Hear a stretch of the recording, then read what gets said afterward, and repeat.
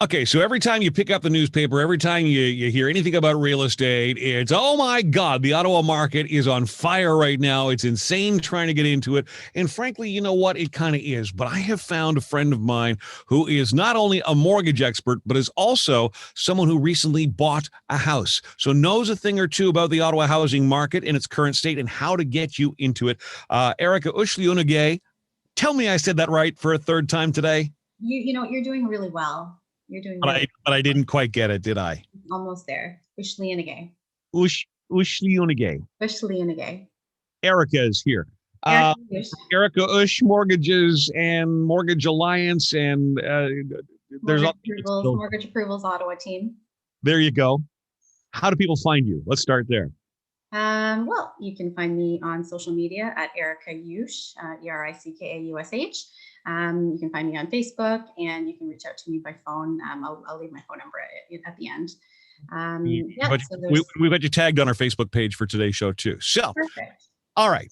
A lot of people have been wanting to get into real estate for a while. Now they're seeing, housing prices jumping by like 16, 17% annually.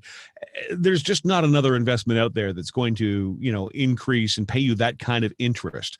So getting into the market now is absolutely insane. Is it impossible for people though? No, it's certainly not impossible. It just requires a lot of preparation, a really good team. So, obviously we talk about pre-approvals all the time. You certainly want to make sure that, especially, given the current circumstances that that many of us are in, you want to make sure that you're going to be able to get your financing before you start your shopping. So is that really kind of the starting point then for anybody who's, if they got a blank, this is, pardon me, I'll back this up and correct it in editing. If they're just starting the planning stages now, I'm going to buy a house. Mm-hmm. The first thing they want to do then is what? Talk to you.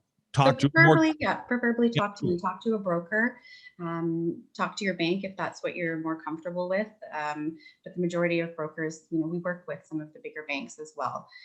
So we are able to put together a plan with you.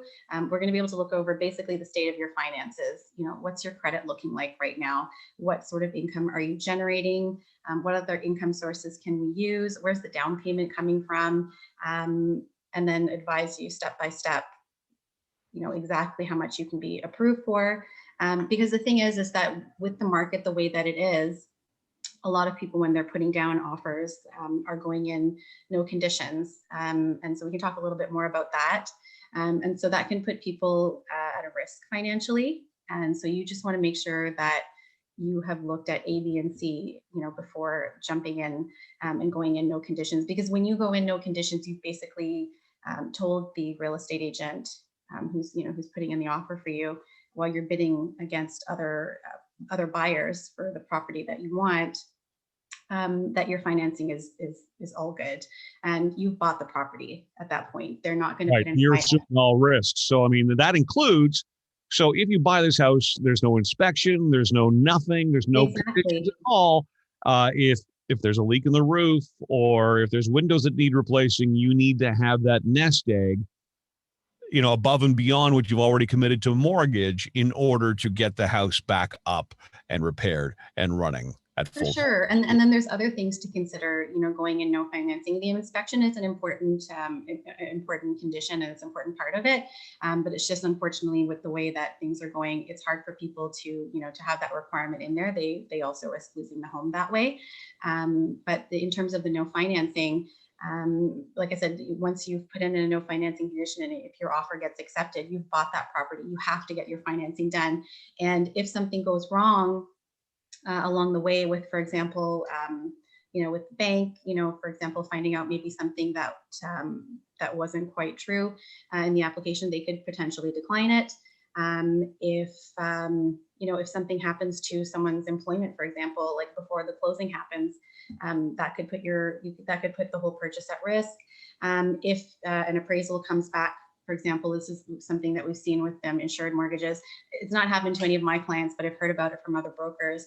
If an appraisal comes back at a much lower value than the purchase price, because they're they've been driven up so high, you could be potentially on the hook, you know. Interesting and scary. Right? And scary, right? Because if you don't have those funds, well, where are you going to get them from? So sometimes we're able to navigate that if we're able to get another appraiser, for example, for a second opinion.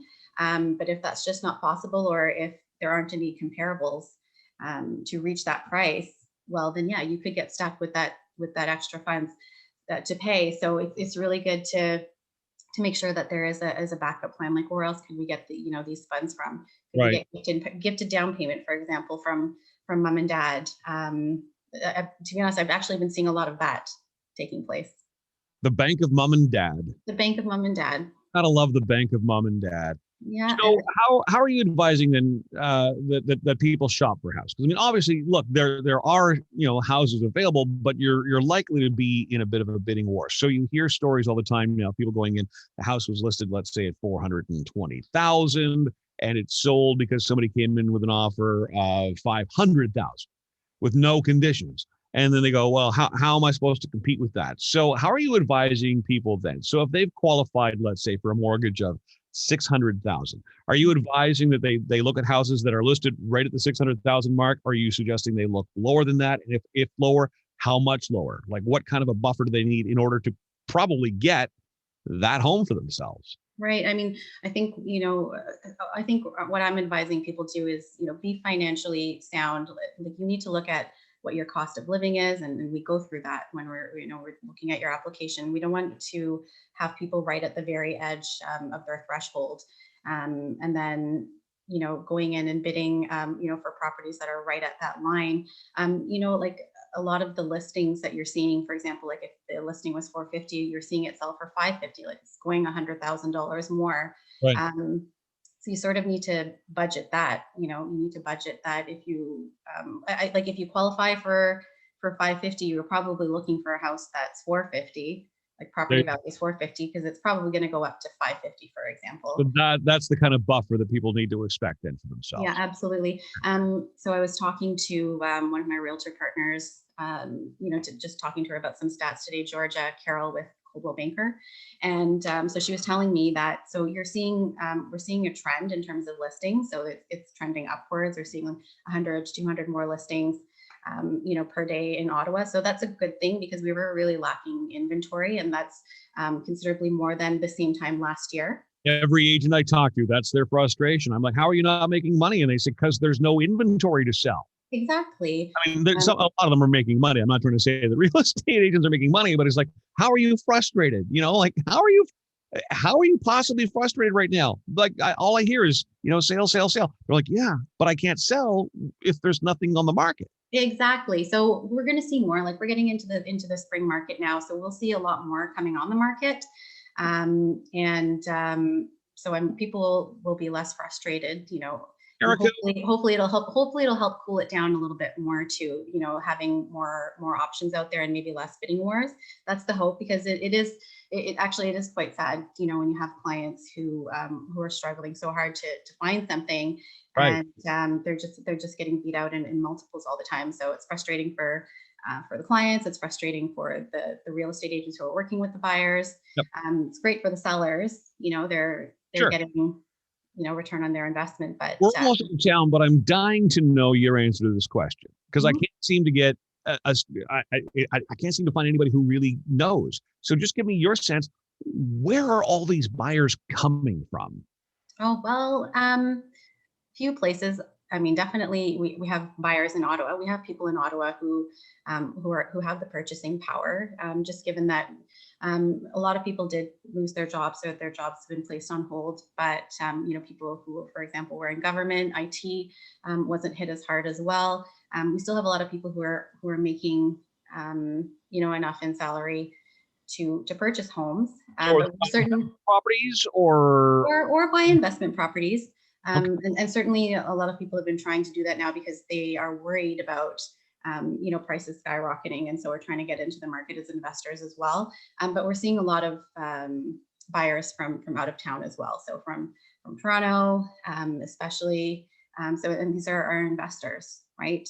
People who are trying to purchase properties in Ottawa. They may have refinance properties that they gained huge amounts of equity in Toronto, and then they can purchase, a whole single house here, or, another townhouse as an investment. But yeah, I mean, certainly I'd really like to see, people who actually want to live in the city get a home. I Yep. think you're right. I think that's really important. I And I've known you long enough to know I've known you long enough to know your passion for the industry that you are in, and you are good people. I can't recommend you nearly enough. So that if you're looking to build a great team around you, real estate agents, etc., I would love for you to have a conversation with Ericka Ush. I know I screwed it up again. Ericka Ush Mortgages. And again, how do people get in touch with you? What are your social contacts, please? Sure. So you can reach out to me on Facebook at Ericka USH Mortgages. You can reach out to me on social media on Instagram at Ericka Ush, ERICKAUSH. And you can reach out to me by phone. You can call or text 613-413-2781. And I'll be sure to put those all in the show descriptions, whether you're watching this on YouTube or listening to it on Blast the Radio. Follow Blast the Radio on Facebook. We'll have the information there. Ericka, it's good to catch up with you. Soon, my friends, soon we'll be able to do this in the sunshine on a patio like we have been able to do in summers past. I miss you. Good to catch you. Too. Thank you.